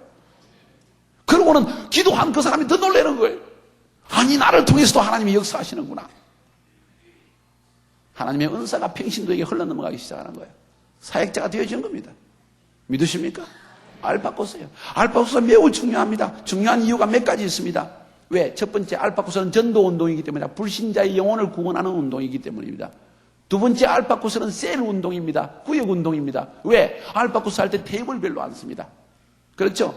테이블 리더가 있습니다. 부리더가 있습니다. 불신자가 앉습니다. 10주, 11주죠. 정확하게 말하면 11주 동안 졸업식까지, 알파 만찬까지 해서 11주를 지나고 나면 이미 구역이 어떻게 돌아가는지를 다 배워요. 삶을 통해서. 알파 코스 안에서. 그래서 좋은 아주 구역의 모델입니다. 부구역장 세미나도 필요 없습니다. 그 안에서 구역을 어떻게 하는가. 그 다음에 셀로 넘어가서도 알파 코스를 시작하고 나서 저희 교회에 셀의 분위기가 바뀌어졌어요. 이전에는 때로 셀이 재미가 없고 건조하고 뭔가 그런 분위기였는데, 알파 코스를 우리 교회에 정착시키고 나서부터 셀의 분위기가 알파처럼 바뀌기 시작했어요. 환영하고 대접하고 서로 사랑하고 격려해주고 이런 분위기로, 축복해주고 기도해주는 이런 분위기로 바뀌기 시작하니까 셀이 살아서 움직이기 시작합니다. 셀 운동이 알파를 통해서 활성화되더라는 거예요. 뿐만 아니라 이 알파 코스를 하니까 팀 사역이 이루어졌습니다. 팀이란 말이 생겼어요. 알파 팀이 형성되어졌습니다. 여러분 교회는 어떻게 하는지 잘 모르겠습니다. 그런데 우리 교회는 알파 팀이 있어요. 교회적 알파 팀이 4팀이 있어요. 월요일 어른반, 청년반, 화요일 어른반, 청년반, 4팀이 뱅글뱅글 돌아갑니다. 코스가 다 마칩니다. 다음 주에 알파 만찬이 끝납니다. 그러면 그 만찬을 시작해서 다시 시작합니다. 중단이 없어요. 계속 알파 코스 돌아가요. 계속 한 주도 쉼 없이. 끝나자마자 그 끝난 날 졸업식에 초청 만찬에 불신자를 초청하면 그게 바로 입학식이에요. 다시 또 1주, 2주, 3주. 끝나면 다시 초청해서 또 1주, 2주, 3주. 그래서 묻습니다. 처음에 묻더라고요. 알파 인도하는 우리 알파 리더가, 목사님 언제 알파 코스 끝납니까? 그래서 주님 오시면 끝납니다. 왜? 그때까지 구원해야 되니까. 얼마나 기쁨이 넘치는지 모릅니다. 알파 코스를 통해서 여러분 교회 안에 영적 분위기가 더욱더 쇄신되기를 주의 이름으로 축원합니다. 엄청난 변화의 역사가 일어납니다. 한 알파 코스에 적어도 100명 내지 150명의 불신자가 참여한다는 사실. 기적의 역사가 일어나는, 성령을 체험하는 겁니다. 하나님을 만나는 체험이 일어나는 겁니다. 이것이 구원 단계입니다. 기도와 영혼에 대한 민망히 여기는 마음, 그리고 교회적 알파 코스를 통해서 우리는 영혼을 구원하기를 원합니다. 이것이 G12 교회에서 하는 일입니다. 두 번째, 이렇게 구원받은 심령들을 그대로 내버려둬서는 안 됩니다. 어느 사람이 아기를 낳아놓고 그냥 팽개치는 사람이 있겠어요? 돌보아야 합니다. 양육이 있어야 합니다. 따라합시다. 양육이 있어야 됩니다. 돌봄이 있어야 됩니다. 그 두 번째 단계는 확립인데, 컨설리데이션, 확립한다. 신앙을 어떻게 확립시킬 수 있는가? 아직 신앙이 어리기 때문에, 믿은 지 얼마 안 된 갓난아이, 영적 갓난아이기 때문에 우리는 그들을 돌보아 줘야 합니다. 돌봄이 매우 중요합니다. 그래서 어떻게 해야 됩니까? 신방을 꼭 해줘야 됩니다. 우리 한국교회 신방은 좋은 전통입니다. 절대로 없애지 마십시오. 저는 신방을 하지 않았어요. 너무 시간도 없고 그래서. 우리 교회 신방이라는 것이 없었는데 G12 사역을 시작하면서 신방이 다시 생겨났습니다. 왜 그런지 아세요? 기독교의 삶은 관계의 삶입니다. 관계, 교제를 통해서 우리의 신앙이 확립되어지고 우리 속에 있는 각 사람에게는 좋은 성품과 기독교의 진리의 가치들이 다른 사람에게 전달되기 시작하는 거예요. 믿는 사람끼리 만나야 합니다. 마지막 때가 가까울수록 더욱더 모임을 배하지 말라고 히브리서는 말하고 있습니다. 그렇습니까? 왜 그렇게 말씀하십니까? 좋은 것이 서로 묻어가기 때문에. 세속적인 사람들과 자꾸 만나며 그러다 보면 짜증나는 일이 많이 생기고 유혹이 많고 그리고 시험 드는 일이 많습니다. 그래서 하나님께서는 우리 성도들이 함께 자주 모이라는 것입니다. 만남을 통해서 하나님의 은혜를 나누라는 것입니다. 돌봄을 주라는 것입니다. 먼저 된 자가, 영적 아비 된 자, 영적 음이 된 자가, 영적 자녀 된 자들에게 돌봄을 제공해라는 것입니다. 양보하라는 것입니다. 돌보아 주라는 겁니다. 위로해 주라는 것입니다. 혹은 책망도 하라는 것입니다. 믿으십니까? 돌봄이 이루어져야 합니다. 신방이 이루어져야 합니다. 그러나 이 신앙이 확립되기 위해서는 그것만으로는 부족한 것을 깨달았습니다. 구체적으로 하나님을 만나는 체험이 없이는 사람은 하나님 안에 거할 수가 없습니다. 영국에서 이런 앙케이트 조사를 했습니다. 알파를 하고 있는 이 알파 본부에서 홀리 트리니티 브롬튼 처치라는 이 교회에서 영국을 대상으로 해가지고 조사를 했는데 신앙이 다 이제는 식어져가지고 교회 안에 전부 나이 든 사람들만 교회에 남았어요. 젊은 청년들은 교회를 다 떠나고 말았습니다. 영국 교회가. 독일도 마찬가지로 제가 독일 루터란 교회를 다녔었는데 독일에 있는 동안에 전부 할머니 할아버지밖에 없어요. 그것도 할아버지도 많지 않고 할머니들이 더 많아요. 그런데 아니 이 할머니 할아버지들은 왜 교회를 다니고 있는가? 그래서 앙케이트를 조사해 봤습니다. 그랬더니 교회에서 다니고 있는 교회에 남아있는 성도들 가운데 그들을 대상으로 조사를 해보니까 어떻게 해서 교회에 남게 됐는가? 그 이유 중에 가장 큰 이유가 90% 이상에 해당되는 이유가 나는 주님을 만나는 체험을 가지고 있습니다 하는 이야기들 하더라는 거예요. 치유를 통해 주님을 만났고 성령 체험을 했고 뭔가 주님을 만나는 체험을 인격적 개인적 체험을 했던 사람이라는 거예요. 여러분 주님을 만난 체험이 있습니까? 개인적으로 만났습니까? 하나님이 살아계신 것을 분명히 여러분 체험을 통해서 알고 있습니까? 히브리 말에 야다라는 말이 있는데 안다는 말이에요. 그 안다는 말은 무슨 말입니까? 체험을 통해서 안다는 이야기예요. 지식으로 하는 것이 아닙니다. 들어서 하는 것이 아니라 내가 경험해서 안다는 이야기예요. 매우 중요한 이야기입니다. 기독교는 체험의 종교라는 거예요. 저는 예수님을 만난 체험이 있기 때문에 나의 생을 던질 수 있었습니다. 저는 매 순간 하나님의 인도하심을 체험했기 때문에 하나님을 떠나지 않는 거예요. 그분을 신뢰하는 거예요. 여러분도 마찬가지입니다. 이 체험이 주어져야 합니다. 저는 체험이 전부라고 말하는 것은 아닙니다. 진리의 말씀이 중요합니다. 그런데 이 말씀이 체험되어지는 단계가 있어야 된다는 거예요. 그것이 지속적으로 체험되어질 때 우리의 신앙은 살아있는 신앙이요. 만약 한번 옛날의 체험만을 자꾸 이야기하는 사람이 있다면 이 사람은 죽은 신앙입니다. 율법적 신앙으로 빠져들게 되어 있습니다. 어제 만난 주님을 오늘도 만나야 되고 20년 전에 만난 주님을 지금도 만나야 합니다. 그래야 신앙에 활력이 있습니다. 생명력이 주어지게 되어 있는 거예요. 만남의 체험이 그처럼 중요하다는 것입니다. 그것을 영어로 표현할 때 encounter라고 합니다. 그래서 G12 교회에서는 이 처음 복음 전도의 과정을 거쳐서 예수 믿은 사람들 또 성령 체험도 한 사람들이죠. 어찌 보면 알파 코스를 마친 사람들을 바로 인카운터 수양회로 드리려고 합니다. 2박 3일의 코스죠. 거기서 뭐 합니까? 한번 제가 그 과정을 쭉 이야기해 볼게요. 인카운터 금요일 밤에 저희들이 모입니다. 아니 저희 교회는 목요일 저녁에 모입니다. 첫날 모여서 돌아온 탕자 이야기를 합니다. 예레미야 2장 13절을 이야기합니다. 내 백성이 두 가지 악을 범하였나니 생수의 근원에 나를 버린 것과 터진 웅덩이를 판 것인데 물을 담지 못할 터진 웅덩이니라. 인간이 하나님을 버렸다는 겁니다. 생수의 근원된 하나님을. 자기 힘으로 살려고 한다는 겁니다. 내 힘으로 부를 축적하려고 하고 행복을 얻으려고 하는 터진 웅덩이를 파고 있다는 거예요. 그것이 돌아온 당자의 모습이라는 겁니다. 우리는 주님께 돌아가야 한다는 이야기를 첫날 저녁에 하는 거예요. 그리고 침묵을 하면서 첫날 저녁을 보냅니다. 주님과 묵상하는 시간. 둘째 날 아침에 일어납니다. 다윗의 야곱의 이야기를 이야기합니다. 야복 강가에서 야곱은 주님을 만났습니다. 성품의 변화가 일어났습니다.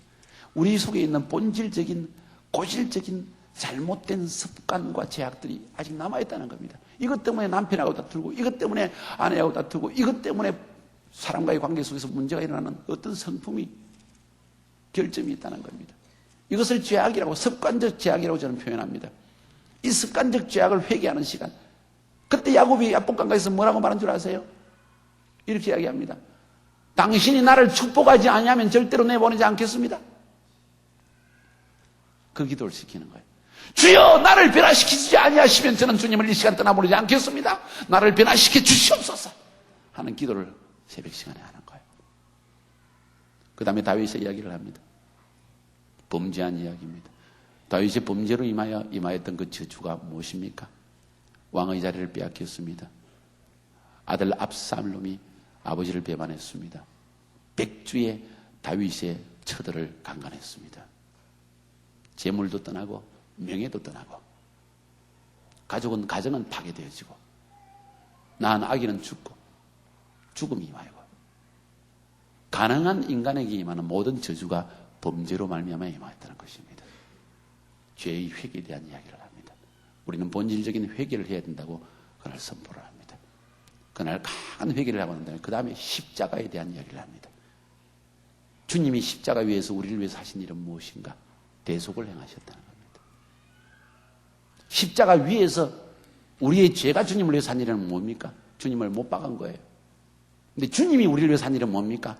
갈라디아서 3장 13절 14절에 있는 것처럼 그리스도께서 십자가에서 저주를 받은 바 되사 이는 아브라함의 복이 우리에게 미치게 하시려고 저주가 축복으로 변화되는 장소가 십자가라는 거예요. 그래서 십자가를 회개하고 울고 통곡하는 장소가 아니라 통곡을 거치고 회개한 다음에 십자가 위에서 저주가 축복으로 변화되어지고 형벌이 하나님 앞에 용서로 변화되어지고 절망이 소망으로 변화되어지는 장소, 질병이 치유로 변화되는 장소, 가난이 축복으로 변화되는 장소, 그것이 바로 십자가라는 거예요. 십자가는 신적 교환이 일어난 장소라는 거예요. 저주가 한마디로 말해서 축복으로 변화된 장소가 십자가라는 거예요. 그 자리에서 다시 한번 십자가를 영접합니다. 십자가의 축복을 간직합니다. 그 다음 오후 시간에 내적 치유가 들어갑니다. 어린 시절에 가정에서 우리의 자아상이 파괴되어지고 상처 입은 우리의 마음, 십자가를 통해서 우리는 완전히 축복의 사람으로 변화되었지만 아직도 남아있는 상처 때문에 우리는 고통당하고 있죠. 거기에 대한 치유에 대한 설교가 들어갑니다. 마음의 씻음을 받습니다. 저녁 시간에 넘어갑니다. 식사하고 한 다음에 축사사역이 있습니다. 오늘날은 사회 자체가 귀신 들린 사회. 피터 바노에서 그렇게 표현을 해요.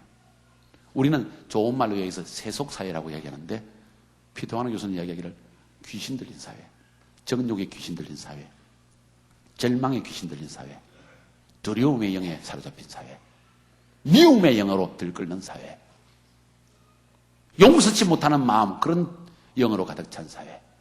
그래서 그날 저녁에 각 심령 속에는 두려움의 영을 쫓아내고 죽음의 영도 쫓아내고 질병의 영들도 쫓아내고 해방을 받는 거야.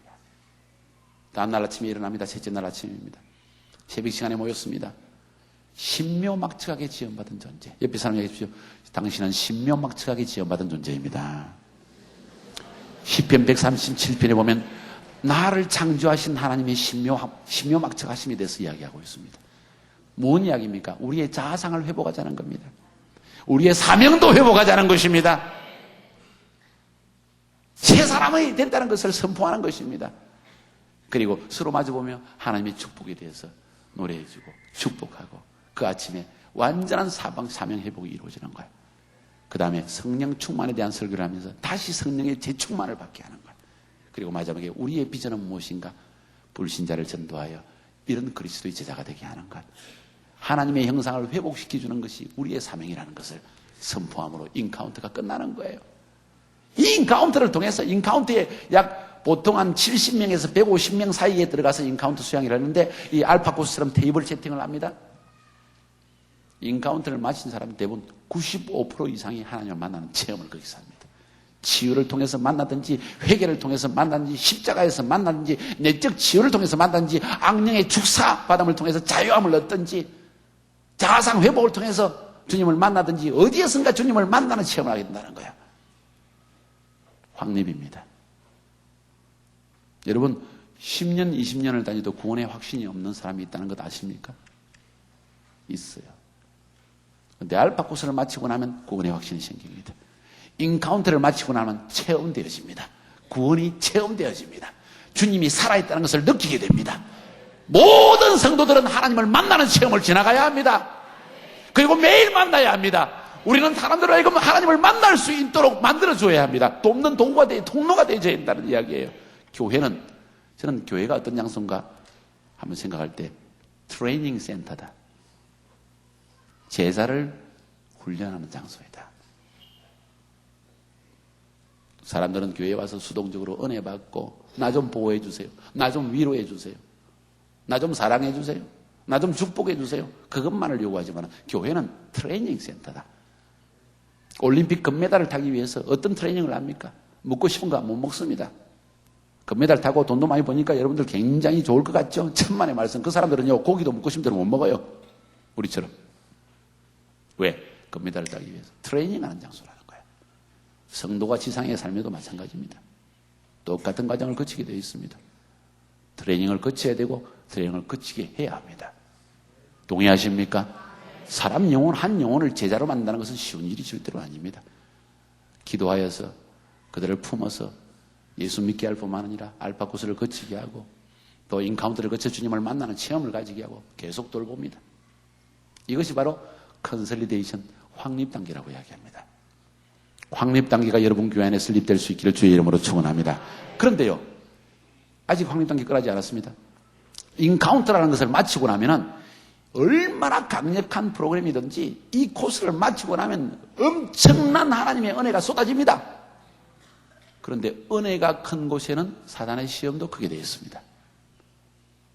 그걸 카운터 어택이라고 합니다. 사탄의 역공격이 온다는 거예요. 틀림없습니다. 반드시 공격이 주어집니다.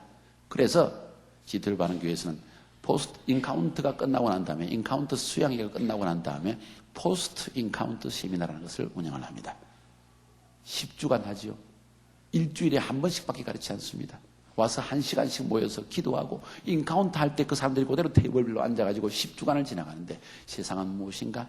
세상 안에서 우리는 어떻게 크리스찬의 삶을 살 수 있을 것인가? 이 세상 가운데서 섹스라는 것은 우리에게 어떤 의미를 주는가? 젊은 청년들에게는 뮤직은 우리에게 어떤 의미를 주는가? 아주 실제적인 테마들. 사단의 유혹을 이기내기 위해서 우리가 해야 할 일은 무엇인가? 다양한 실제적으로 우리의 삶에 가장 필요한 테마를 10개를 골라가지고 10주 동안 가르친다는 거예요. 불신자들을 위한 것이, 초신자들을 위한 것입니다. 그래서 사단의 공격에 넘어지지 않도록 도와주는 것이죠. 이렇게 할 때 카운터 어택, 사단의 역공격을 우리가 막아낼 수 있고 성도들을 보호할 수 있다는 것이죠. 이거 바로 콘솔리데이션입니다. 그 다음 단계로 넘어갑니다. 디사이플입니다. 따라합시다. 디사이플. 이제 영어도 잘하시네. 제자화 단계입니다. 우리의 목적은 사람들로 하여금 주님을 만나게 할 뿐만 아니라 이제는 완전히 그리스도 안에 거하게 하는 것입니다. 우리는 그것을 헌신이라고 이야기합니다. 그리스도 안에 거하는 것, 신학교에서 가장 중요한 테마 중에 하나가 뭔지 아세요? 엔 크리스토. 이 말은 그리스도 안에라는 이야기입니다. 어떻게 하면 그리스도 안에 거하게 할 수 있을 것인가 하는 것이 지대한 관심입니다. 그것을 다른 말로 저는 표현할 때 그것을 헌신이라고 이야기합니다. 그리스도 안에 거하는 사람은 헌신된 사람입니다. 어떻게 헌신되게 만들 수 있습니까? 멘토링을 통해서, 성품의 변화를 통해서.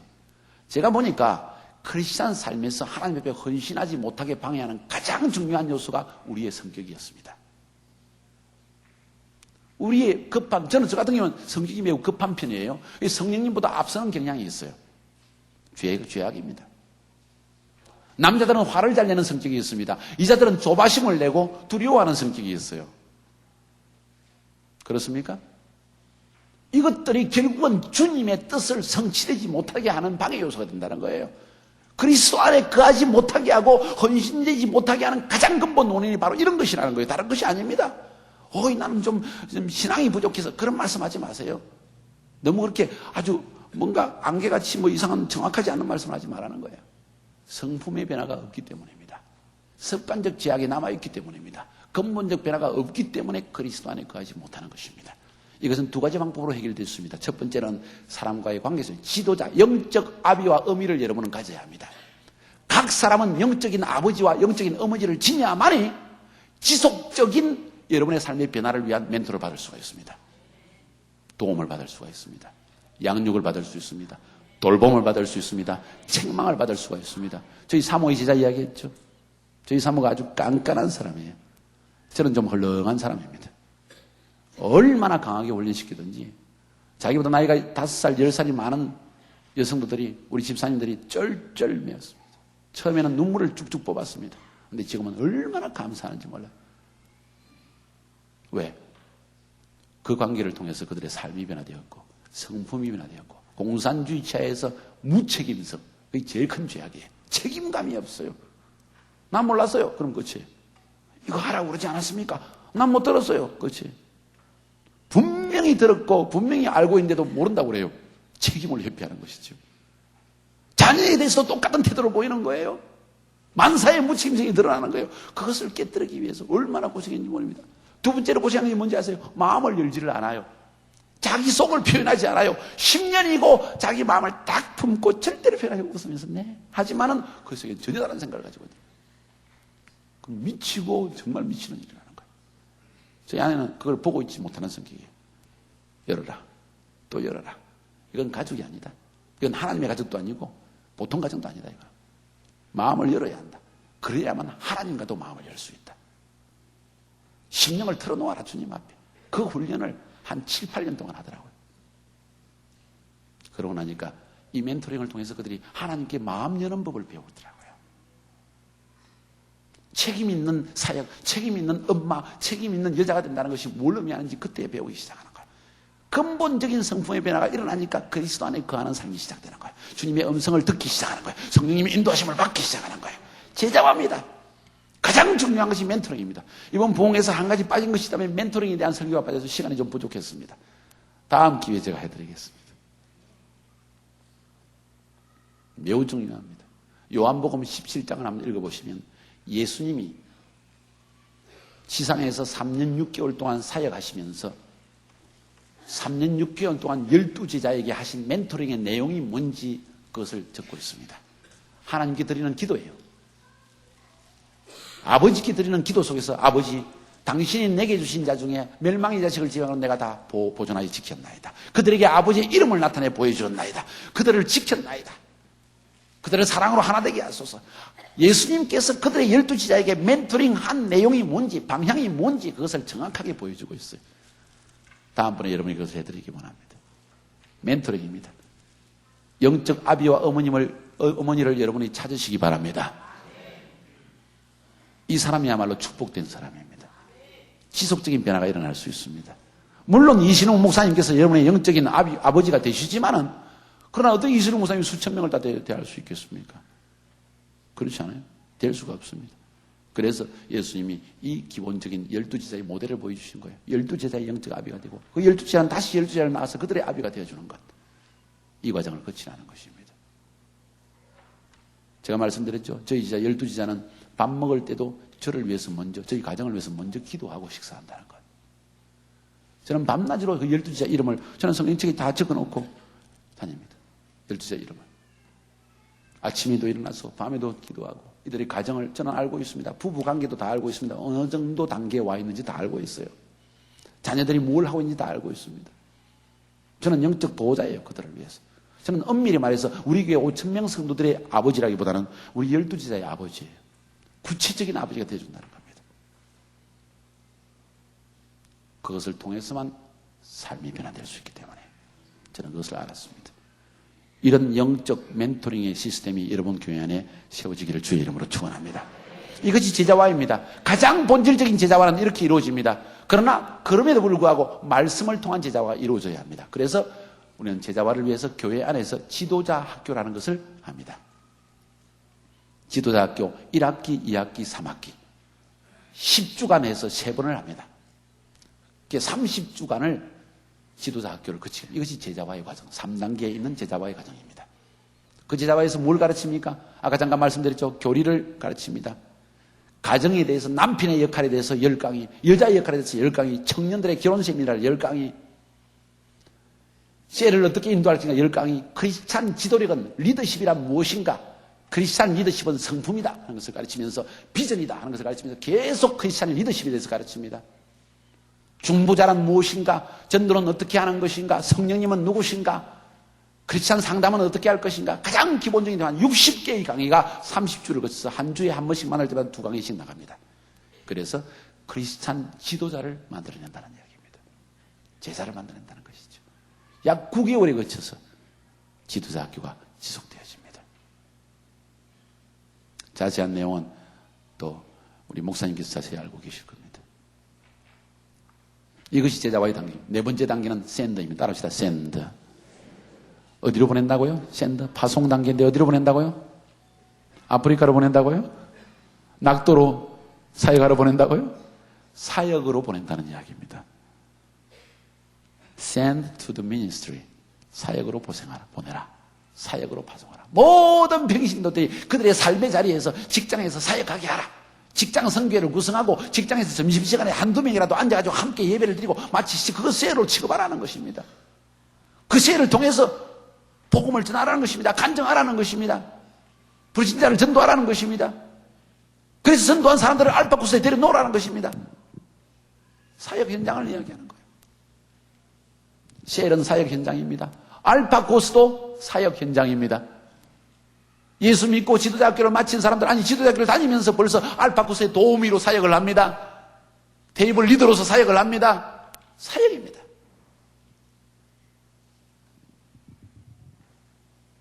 그리고 중요한 것은 여기서 팀 사역이라는 말입니다. 따라합시다. 팀 사역. 아까 제가 말씀드리다가 말았는데 알파코스 여러분 교회는 어떻게 하는지 모르겠어요. 많은 교회들이 처음 알파코스를 할 때 이런 식으로 합니다. 장로님 한 분에게 다가서 장로님 이번 알파코스에 좀 알파 리더가 돼주세요. 시간이 없는데요. 이번만 꼭 한 번만 하시면 됩니다. 그러죠. 알파코스 알파 리더가 되었습니다. 10주 동안 겨우겨우 시간을 냈습니다. 무슨 바쁘니까 다들. 알파코스 끝나고 나서 이번에 끝나고 다음 코스에 할 때 또 목사님이 고심하십니다. 이번에는 어떤 장로님에게 맡길까? 또 어떤 장로님 가서 장로님 이번에 좀 알파코스 맡아주십시오. 이 장로님 딱 한 번만 합니다. 예, 한 번만 하십시오. 그거 지나갑니다. 그러니까 팀이 없어요. 자꾸 바뀐다는 이야기입니다. 어노인팅이 증가될 겨를이 없다는 거예요. 그런데 G12 사역에서는 저희 12제자가 있습니다. 저희 교회 4개의 알파 코스에는 저희 제자 2명, 저희 사모의 제자 2명이 알파 리더를 하고 있습니다. 이 사람들은 알파 전문가들이에요. 이 사람들은 자기의 12제자와 그 밑에 있는 12제자 144명 세트를 가지고 있는 사람들이 주로 알파 리더를 하는데 자기 제자들을 데리고 알파를 하기 때문에 얼마나 파워풀한지 벌써 하면 어를 알고 부쩍 준비할 것도 없습니다. 완벽하게 이런, 왜? 매일 하는 일이니까. 그걸 팀 사역이라고 이야기하는 겁니다. 팀이 형성되어질 때 기름 부음이 임하게 됩니다. 잘 기억하시기 바랍니다. 여러분의 교회 안에 알파 팀이, 강한 알파 팀이 1개가 아니라 2개, 3개, 4개 계속 형성될 수 있기를 주의 이름으로 축원합니다. 팀이 형성되면요 신납니다. 불신자가 누가 들어온지 벌써 체크가 금방 주어집니다. 보고서도 필요 없습니다. 너무나 정확하게 지도를 붙여주는데 정확하게 누가 들어오는지 누가 나가는지 알 수 있기 때문에 한 명 한 명을 정확하게 붙들고 늘어질 수 있습니다. 놓지 않습니다. 거듭나고 그리스도 안에 정착할 때까지. 다시 말씀드립니다. 교회는 트레이닝 센터입니다. 다시 옆에 사람이 이야기했습니다. 교회는 트레이닝 센터입니다. 제자를 준비하는 곳입니다. 열방을 회복하기 위해서 교회를 교회되게 하는 것입니다. 강한 군사처럼 만들어져야 합니다. 같이 기도하겠습니다.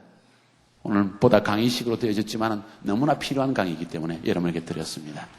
이 시간 기도할 때 주님, 우리 교회가 사회 속에 침투하는 하나님의 제자들이 만들어지는 교회가 되게 하여 주시옵소서.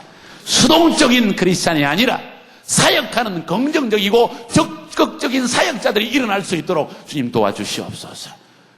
담임 목사님 이순웅 목사님을 축복하시고 모든 장로님들을 축복하시고 권사님들을 축복하시고 집사님들을 축복하시고 모든 평신들의 삶 가운데 임하여 주셔서 만인 제사장 이것이 교리가 아니라 현실이 되게 하여 주시옵소서.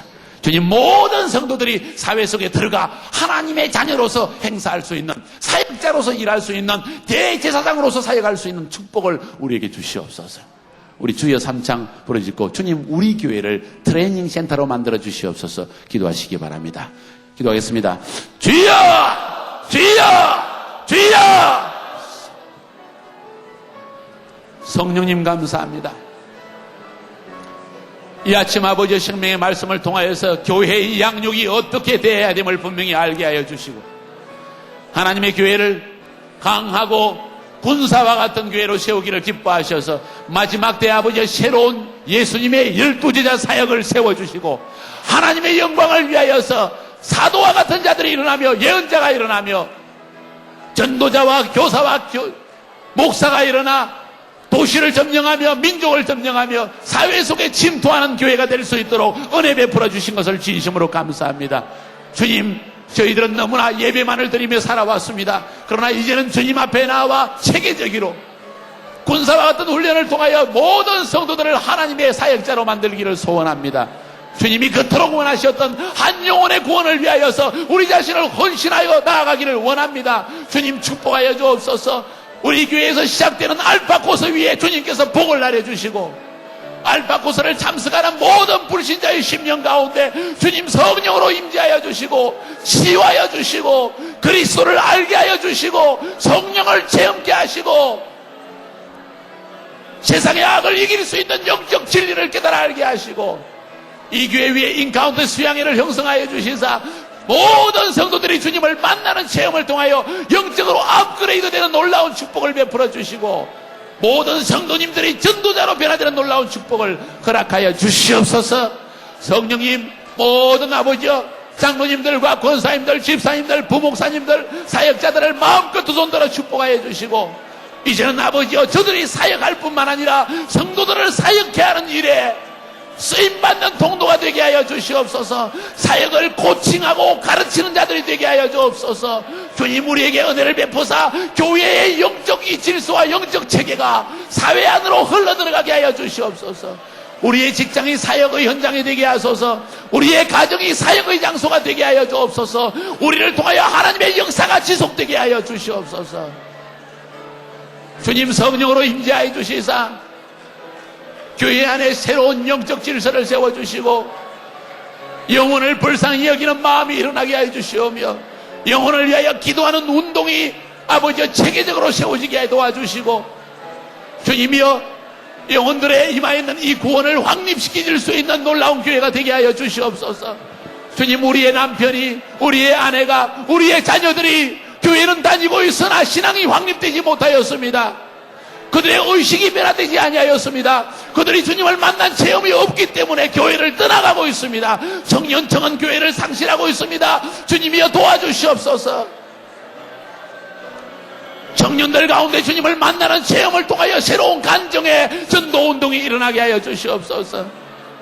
직장이 우리의 간정의 장소가 되게 하시고 가정이 하나님의 감사와 간정으로 넘치는 장소가 되게 하시고 우리의 사역이 진정 하나님 앞에 의미 있으며 보람 있는 사역이 될 수 있도록 복을 내려 주시옵소서. 아버지 하나님의 모든 성도들의 심령 가운데 새 결단을 허락하여 주시옵소서. 수동적으로 교회만 다니며 입술만을 벌리며 아버지의 축복만을 기대하는 것이 아니라 주님께서 우리에게 주신 사명을 감당하는 성도들 되게 하여 주시옵소서. 아버지 간구합니다. 아버지 축복합니다. 이 교회 위에 은혜를 베풀어서 교회의 양육이 뿌리 내리게 하여 주시옵소서. 모든 성도와 교육자 위에 성령으로 함께하여 주옵소서. 주님, 2005년도는 교회가 변모하는 교회가 되기를 원합니다. 사람 낚는 제자를 만들어내며 성령을 경험하는 제자를 배출하며 훈련으로 제자를 만들어내며 12제자 삼는 교회가 되게 하여 주시옵소서. 제자가 되고 제자를 삼는 교회, 영적 아비와 어머니를 찾아 나서며 나를 가르쳐 주시옵소서. 겸손하게 나아갈 수 있는 제자 되는 교회. 주님, 나 자신을 위해서, 나 자신의 축복만을 위해 살아가는 자가 아니라 다른 사람을 위하며 아버지 어미와 같이, 아비와 같이 그들을 품어줄 수 있고 그들을 멘토링하는 아버지 아비의 심령을 우리에게 주옵소서. 아버지, 우리에게 아버지 임하여 주옵소서. 성도들의 심령 가운데 함께하여 주옵소서. 주님은 종을 베푸사 우리의 아버지 되신 주님을 알게 하여 주옵소서. 우리의 어머니 되신 성령님의 따스하심과 이끌어주심, 인도하심, 보호하심을 체험하게 하옵소서. 아버지를 만나기 원합니다. 아버지를 만나기 원합니다. 주님을 체험하기 원합니다.